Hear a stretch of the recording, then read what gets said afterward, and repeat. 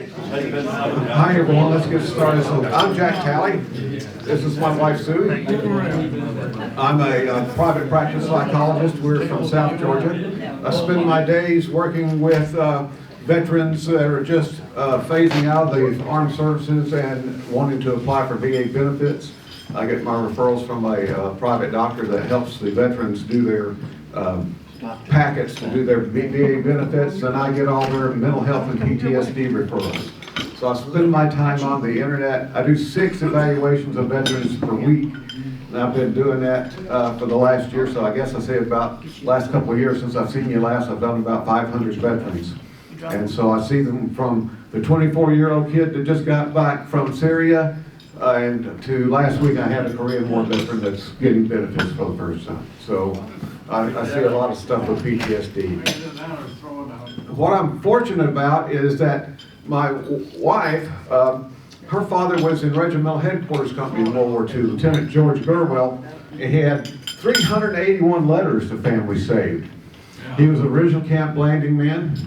He went all the way through the war from training in Camp Blanding, Camp McCall, the whole regiment with the 508. He was in charge of sending KIA and WIA effects back home as part of his job as XO in Regimental Headquarters Company. Because of that, he was shipping stuff occasionally, so he shipped all of Mom's 455 letters home. Unlike most soldiers who destroyed their letters for security purposes, he hedged around it, sent them home, and after Mom and Dad passed away, we discovered those 1,000 letters. The family said, "Who wants this World War II stuff?" And Sue and I looked at them and said, "What World War II stuff?" We thought Dad had already given us a treasure trove of things we've already donated to Camp Blanding, but we found more of that. 187 letters from relatives of George and Jean, like 50 letters from George's stepmom. We have 62 letters from other 508 soldiers. When a 508 soldier was wounded in action, it was in a hospital in England, or one in France, or one in Belgium, they wrote to George and told him where to send their stuff. So because of that, we have several letters. They wrote George a letter, then told him where to send their stuff. So we have the real informative letters, like Bill Nation back here. We have a letter from Captain Robert Abraham, who was injured when a Tiger tank put 288 rounds into the command post that was put too close to the main line of resistance. And Robert Abraham writes about all this, and at the same time, Bill Nation's uncle was killed in action during that time. So here George was, having to take care of his buddies, but also send his personal effects back home.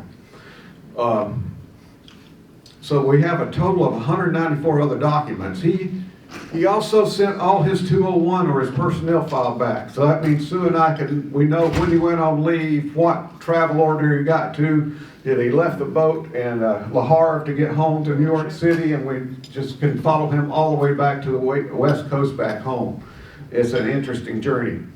This parachute canopy Sue is holding is from Market Garden. George shipped a whole canopy home that kept him alive during the Battle of the Bulge from freezing to death. That canopy was used in the 60th and last reunion as a prop when the 508 met down there at Camp Blanding for the last time back in 2004. What I had to do to organize this collection was to create an Excel file. Thank goodness I'm a psychologist with some research skills, and so we gave each document an ID, to and from, who it's from, where it's going, how cool the letter was on a scale of 1 to 5, and then a keyword search. So, well, when we say how cool the letter was from 1 to 5, it was like you got to pay attention to the 4 and 5 letters. Letters number 1 was, "Honey, I'm doing fine, miss you, baby, love," that kind of stuff. So we were able to pare down our volume that we've written. It's halfway through professional editing with Gail Worst, the same editor that we saw today with the Golden Brigade, a very fine Dr. Lena, who has also had her hand in just about every major book on the 82nd Airborne in the last 20 years. But there's George and Jean late in life, and wouldn't you know, she sent George a glamour shot, and everybody thought he married a model. And we think this was in England. If you can tell right there, that looks like a European campaign ribbon. We know he had one of those as soon as they got to England, so we're thinking that that's He said he wore one of those when he got to England because he shipped it home right before D-Day to Mom. So we're thinking that photo's from England. We have precious few photos. They were prolific writers. Being the statistician I am, I put that into a pivot table, and you can see they wrote a lot in the first couple of quarters while they were in England. But as soon as they deployed to combat, you can tell the letters go down. Here's a non-glamour shot. That's Miss Jean. It's in March of 44. She gives birth to Sue's older brother in May 8th of 44. So when he dropped at D-Day, he wrote a letter, 2 letters goodbye to his family, hoping to get to sons he'd never seen before. He was like a lot of guys in that respect. When they were at advanced infantry training at Camp Blanding, a lot of the guys, not Camp Blanding, but Camp McCall, they were going to be there 7 months. So if they were married, the women flocked to Pinehurst and all the areas around Camp McCall because they had about 7 months to live with their loved ones. And so we had all kind of babies coming out of this, and sadly, a lot of them became orphans during that time. Because of Sue's mom being there, when the men left to go to England, they left in the middle of the night, just after Christmas, or just before Christmas in 1943, to go to England at the first of 44. Then the women scattered back to all 4 corners of the country. They decided to write a round-robin letter. It's like, why write 48 letters to all these different women? How about just write one and pass it around? There was only going to be 5 of them that did it. Sue's mom was number 3, Jean was 3rd. And so they wrote a circular letter, and it went, well, this woman would like it, and this officer's wife would like it, and this officer's wife would like it. So by the end of the war, 48 of the officer's wife had written a letter in there. Where did Company H guy go? Yeah, one of his commanding officer, Hal Curry's wife, wrote a letter in there. When Rock was talking about 2 battalion commanders in D-Day out of the 4, 2 of them, their wives wrote a letter in there, Roy Taylor and also Chet Graham's wife. So we'll go through that in a little bit.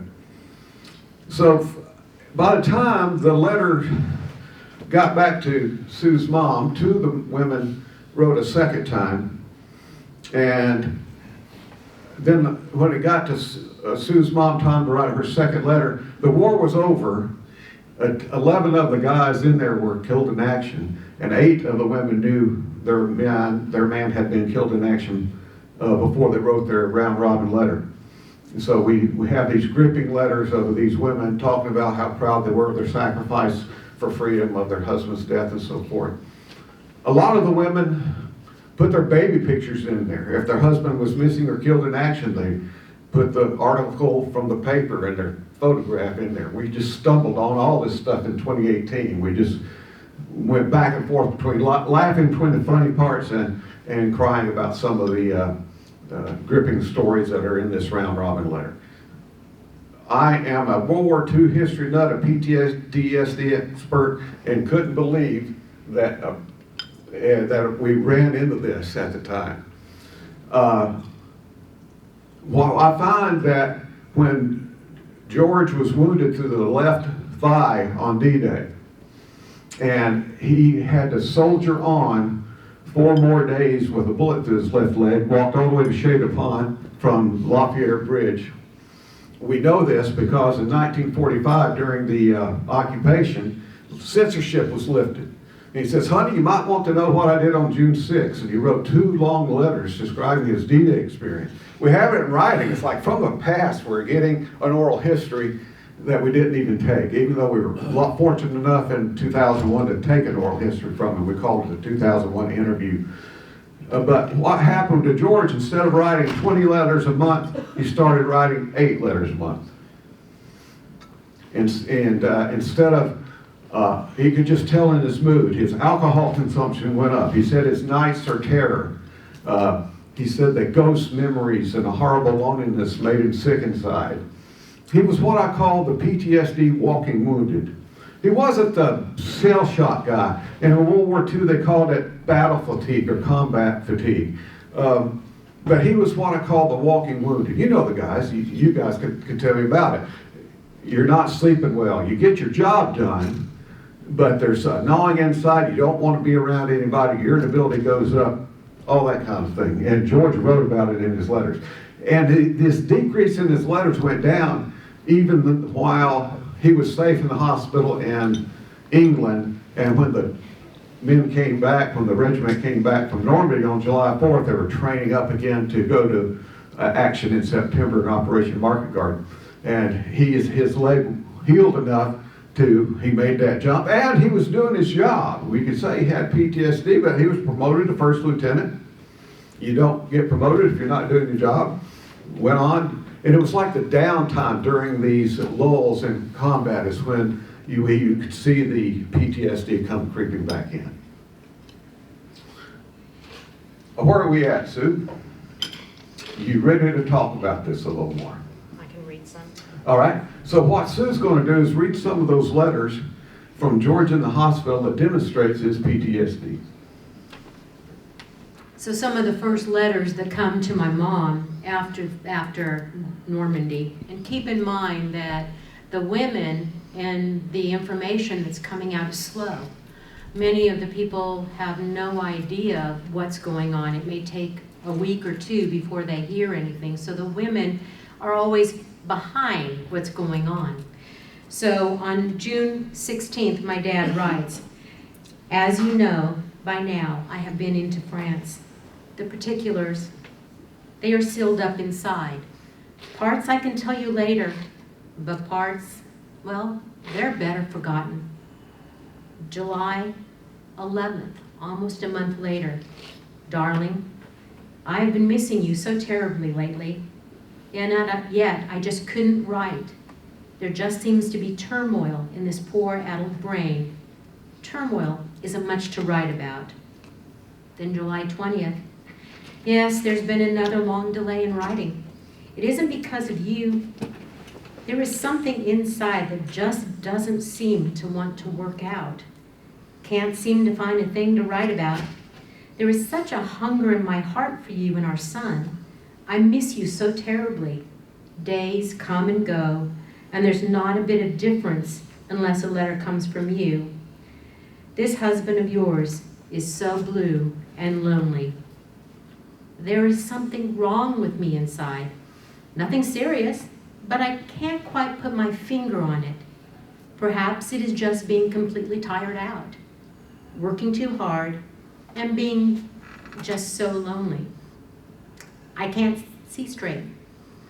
I do have a leave coming, 5 whole days, but Jean, I don't know what to do with it. There is just one thing to do without you, and that is to get drunk, to ease the pain in my heart. I can't seem to write a decent letter to save my soul. I can't even be myself again." And then on August, "Yes, my dearest one, I haven't been writing. I've been feeling fine, but there is a lump inside. Couldn't write a darn letter for the life of me. There have been so many nasty things to try and forget. 3 of us just returned from a blessed 5-day leave. We went to Scotland, proceeded to get very drunk every night. No, my precious darling, that didn't help. There's ghosts, memories, and a horrible loneliness makes me sick inside." Then, on top of this, about that same time, my mom gets a letter from Jane Creary.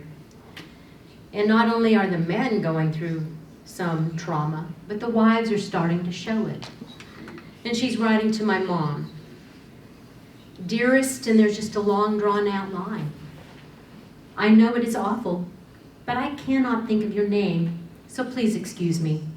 You see by the picture that Hal is missing in action. Have you heard anything from your husband?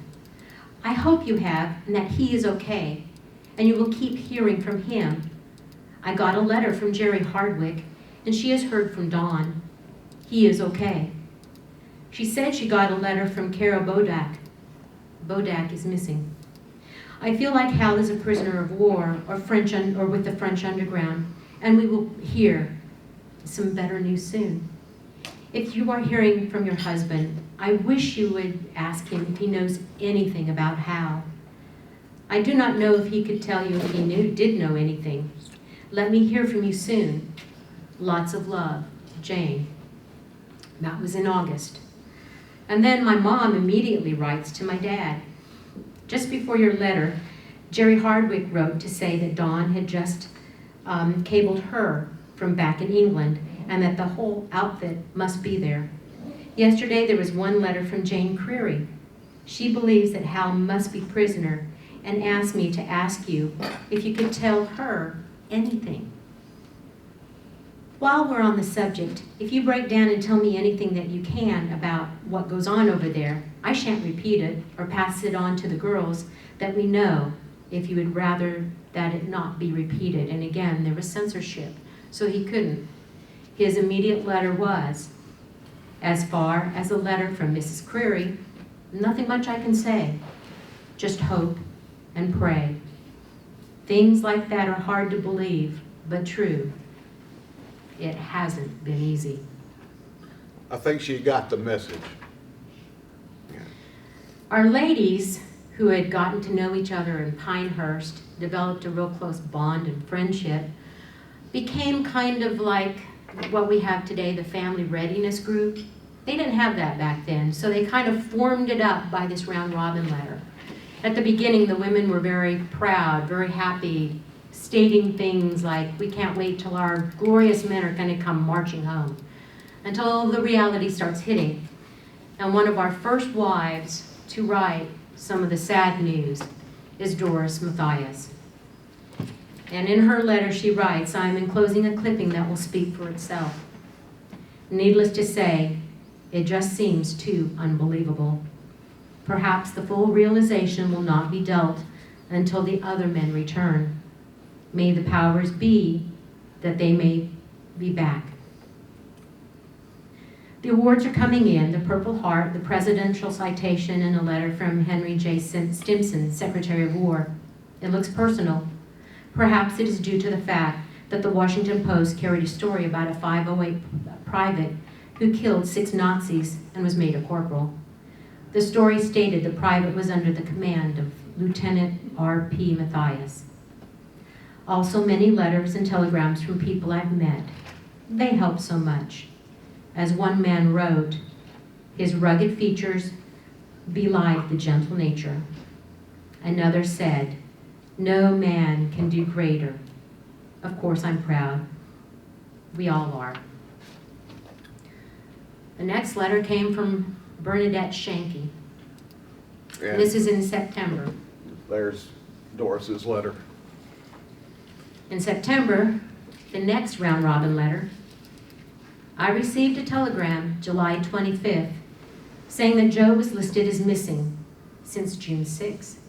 Then, on September 10th, 2 days before our second anniversary, I received a telegram saying that Joe was killed on July 1st. I shan't be reconciled wholly to it until I hear from or speak to the person or persons who saw it happen. Jimmy Castile wrote that Joe was dropped 10 miles south of Cherbourg and was 3rd BN supply officer. So if any of you gals have any guys you think would have been near him, would you ask about it for me? She then, at the end of her letter, goes on to share some of the information that they're gathering up. Every little piece of information that they could grab and share, they were. And some of this information later found out wasn't quite correct. But she shared that the list of the 508 casualties from Cappy, given to him by Mary Williams via Colonel Mendez, killed in action, Captain Breen, Captain Matarowski, Captain Harvey, George Miles, Jack Daly, Gillespie, DJ Johnson, Quaid, Shanky, Shavitz, Sewins, Smith, Abbott, Hamilton, Mathias, Snee, Liam, Cook, possibly Bell, but Bell did survive. Stool. She said plus all the boys in the Pathfinders group except Lieutenant Pollitt, but that turned out to be wrong. Missing were Creary, Bodak, Flanders, Hughes. Injured, Snow, Driggers, Tutwiler, McAtney, Gurwell, McDuffie, Martin, Drez, and Grable. Then we get to Jane Creary, and she writes her letter in December, and it's rather gripping.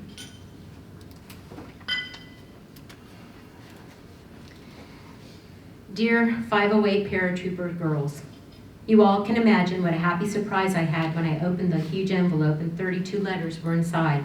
I enjoyed each and every one of them. Enclosed is a picture of my little old sweet husband, which I'm sure most of you know about by now. I still hardly believe he's gone. My heart goes out to all of you girls who have lost your husbands, for I know that you have been through what you have been through and what you are still going through. A lot of us are now in the same boat. But remember, girls, we are paratroopers too, and we cannot give up the jump. P.S.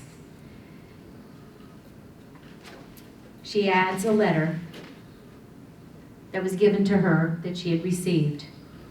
It was Hal's last letter to her. Dear wife, mother, father, and brother, please do not think I am lazy for not writing a long letter to each of you, because I'm not. I have worked harder and longer the past 2 weeks than ever before in my life. I am trying to save my life and others' lives by doing everything I can to make this coming jump a success. I am sure it will be, whether I live to see the finish or not. Somehow, or for some reason, I am not scared. I have known for 2 weeks where we are going, how many troops we have seen aerial photos of the actual ground I hope to land on and set up a defensive position in. I know what and where enemy troops are, who commands them, their morale, the age of men, and everything anyone could want to know. We know we are going on a dangerous mission, but things are in our favor. I have not lived in our regular camp for over a week now. We're living at an airport. Our planes are a few hundred yards away. I should not return to camp with my outfit after this mission. This letter will be mailed. If I do, you will never see it. Even though I may not return, I could be a prisoner of war and may return later, so don't give up hope until you receive actual notice from the War Department. Their notice is official, not until then. I am enclosing the names and addresses of some of our officers. Write to them and get information about me after the war.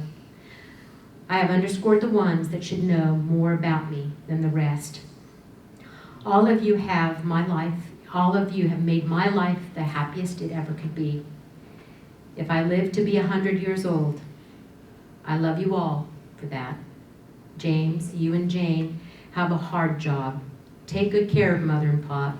I am proud of what I have done to make the world a better place to live and worship. All of you, please feel that way and don't be sad. I will see you all again, I am sure.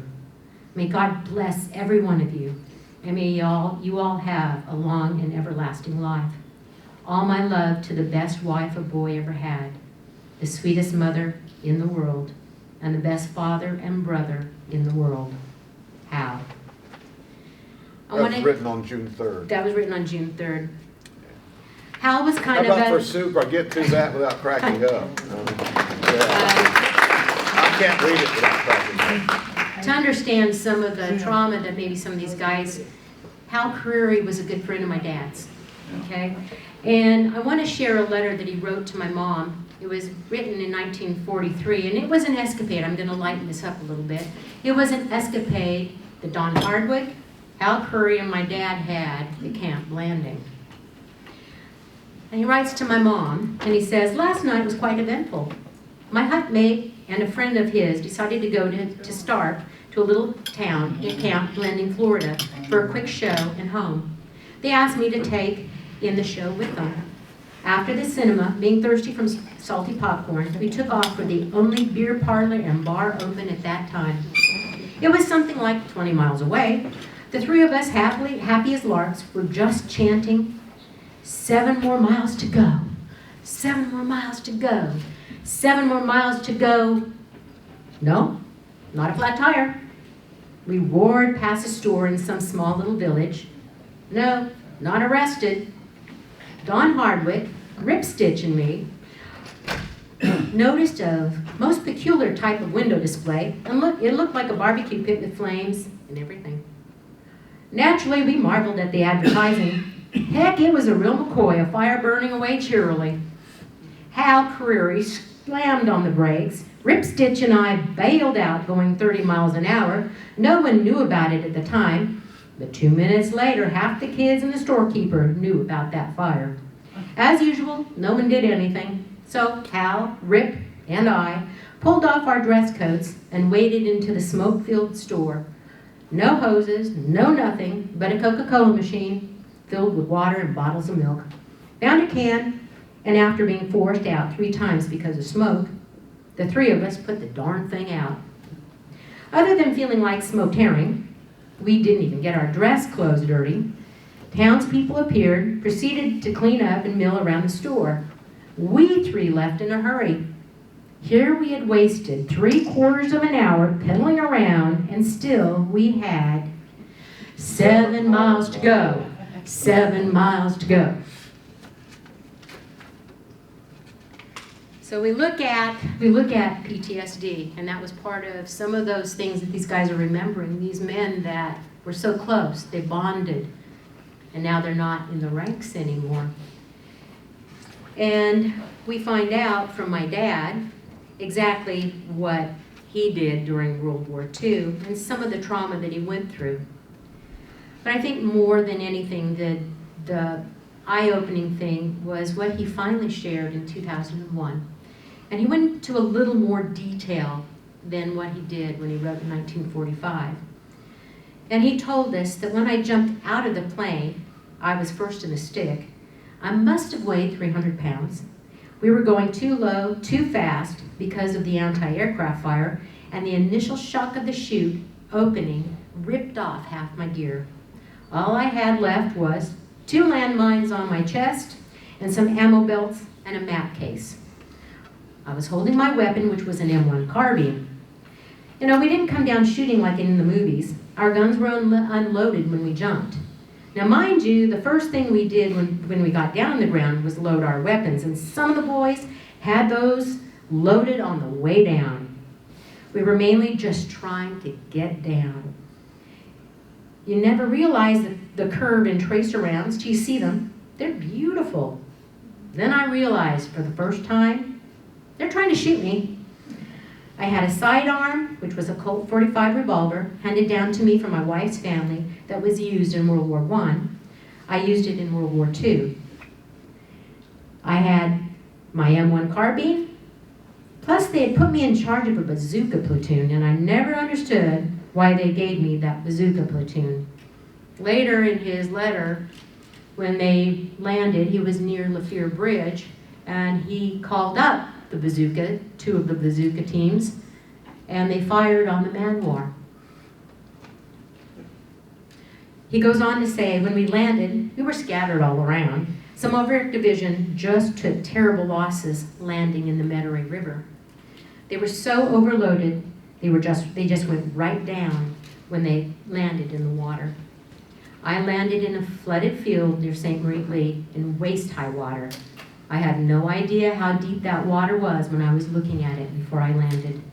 That was a scary feeling. The water got deeper at times while we were trying to make our way to some high ground near the railroad tracks. You don't have to tell us you didn't have to tell us when they hit the beach with the pre-invasion bombardment. It was the biggest 4th of July show you ever saw. And I never went to firework displays after that. I'll never forget the sound of those big shells coming over. They sounded like freight trains. That morning, we cut off a unit of Germans on bicycles coming back from the beach, and they had it. We hadn't had a chance to eat lunch, and we were eating in the middle of all kinds of Germans and horses, all dead. We were eating lunch, and those boys from the beach were coming up and saying, "How can you eat with all those dead bodies around?" They were throwing up and everything. We just laughed. It was the first time we had a chance to eat lunch. So it kind of gives you an idea of some of the things that these guys have been going through before my dad wrote those letters and the things that he was trying to forget. Thank you, Sue. So what I challenge you to do is to realize that the World War II guys were not immune to PTSD like some folks seem to think they were, that they were somehow superhuman in the press. I think the thing Bob Chisholm told today was just awesome.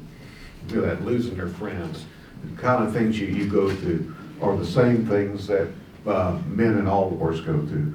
As far as I know, I had to do a study on this, and the first thing that PTSD is mentioned in history was some from the Iliad and the Odyssey.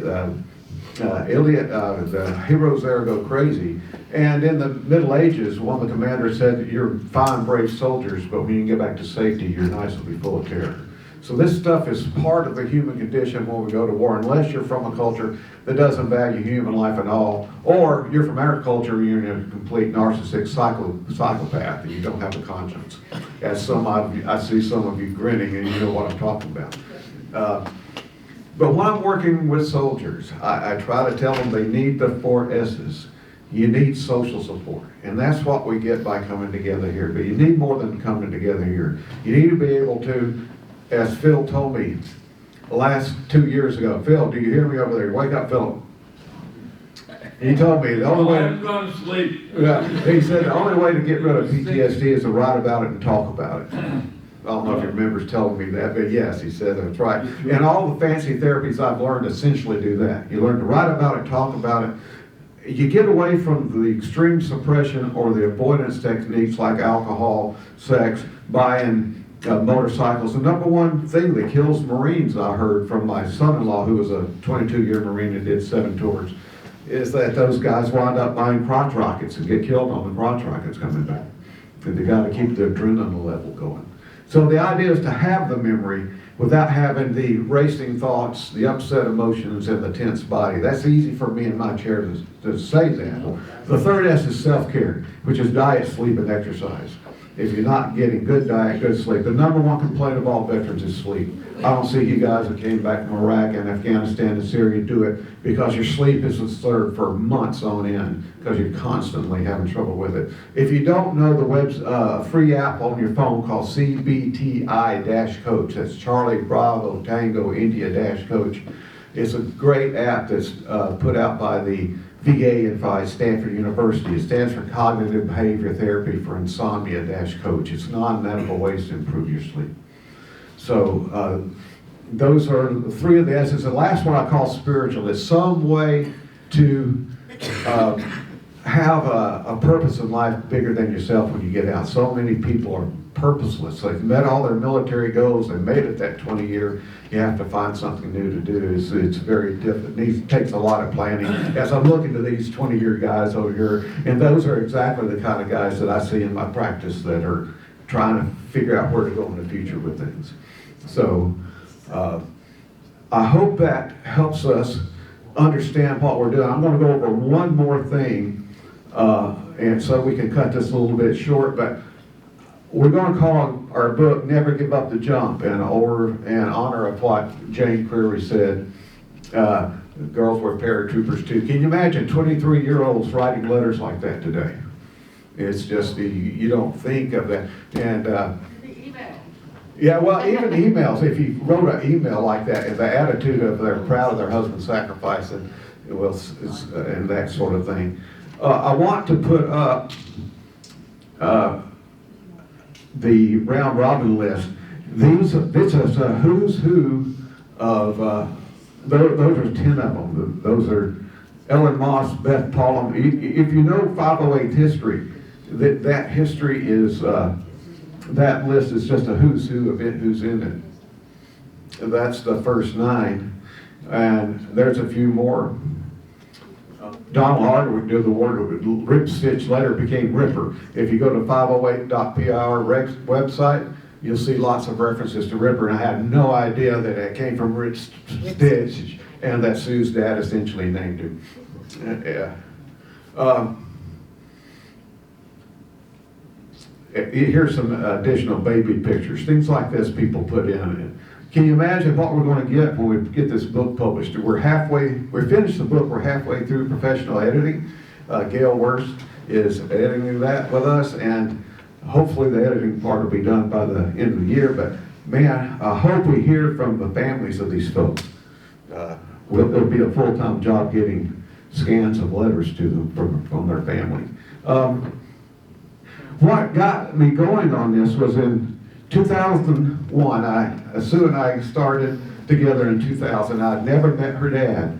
And so on June 6, 2001, I landed in Richland, Washington, and I met her dad for the first time on D-Day of all things. And I prepared to talk to him because I didn't know much about World War II, but I knew a good bit. So I read Stephen Ambrose's D-Day, the climactic battle of World War II, and I read his book on citizen soldiers. And every reference to the 508 I kind of memorized. In the very beginning preface on D-Day, Stephen Ambrose wrote about Robert Matthias. Robert Matthias stood in the doorway ready for the green light to come on, and right before it came on, the AA round went off, went through his chest. He fell back into C-47, and instead of going back to England, he said, "Come on, boys, follow me," and he jumped into the night, and they found him dead 30 minutes later. Ambrose claimed he was the first Allied officer to die at D-Day, and that can't possibly be true. The 101st was 2 hours ahead of the 82nd. But because of that, I knew that name. And so we got to talking with George a little bit. Sue had another family member want to tape him like this. Did it for me, set it up, didn't talk to him about it much, and George had nothing to do with it. So when I talked to him, I had an audio recorder ready to go, but I never pulled it out. I thought he would be quiet. But I asked George, I said, "Does the name Robert Matthias mean anything to you? Have you heard that name?" And he looks at me and goes, "How have you heard that name?" I said, "Well, it's in the history books. I mean, it's known." He goes, "Well, there must not be any secrets anymore. He was my barbershop quartet singing buddy." And who would have known that 15 years later, after we start processing this material, we're reading Doris Matthias's letter in our hand. It was just downright spooky to have this, be able to go through this stuff like this. So we fortunately then went to, in 2004, we went to 508/reunion. Ernie ran that reunion in 2004, didn't you? Yeah. Yeah. And we got to meet people, ask questions. We have two stories about two other 508ers and his best friend that was also killed in action that's written during the war, but we won't go through the time to go through those today. But thanks for your attention. Sue, do you have anything else? Oh, yeah, we have the memorial. Part of the collection is, I didn't realize, but the 508 held a memorial after Normandy. They had a memorial service for their killed in action. And he saved that document. They also had a memorial service for the killed in action after Operation Market Garden. We didn't find or know about one after that, but Sue's going to read you one to end today. And it's Colonel Lindquist's address to the troops at the memorial service in Holland. For the second time in the history of the regiment, we've returned from combat with thinned ranks, with the files left blank by those who have joined the lengthening line of 508ers, the 508 heroes who have made the supreme sacrifice. Although these recent members of the regiment were lost in Holland, they are physically absent. They will always be present in ranks, in spirit, along with those we lost in Normandy. They have left with the regiment more than a name to be carried on the honor roll. They served, fought, and died gallantly and fearlessly, and their history-making deeds and accomplishments will serve as an inspiration to us all, whenever and wherever future operations confront us. This morning, as we hear the names read, we silently salute them. In the days to come, whether in combat, garrison, or civilian life, we will honor them for the heroes that they are, and always remember the obligation that is now ours to keep faith with them as they kept faith with us. We will keep that faith. And so for now, Jack and I have taken up the call to keep the faith, to keep their memories and lives and sacrifices alive by sharing this story, and to never give up the jump. Thank y'all.